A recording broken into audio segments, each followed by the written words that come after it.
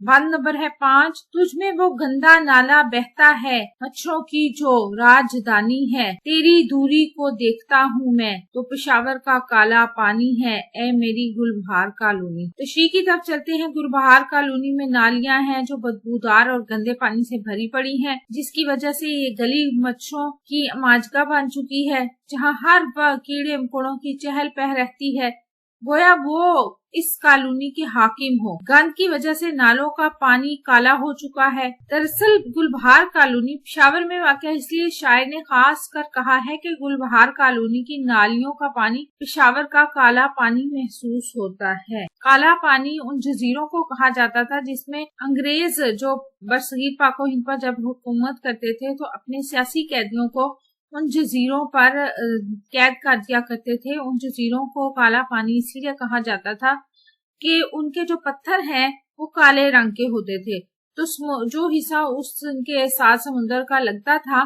तो उसका पानी भी उन पत्थरों की वजह से काला काला नजर आता था, इसलिए उनको काला पानी कहते थे।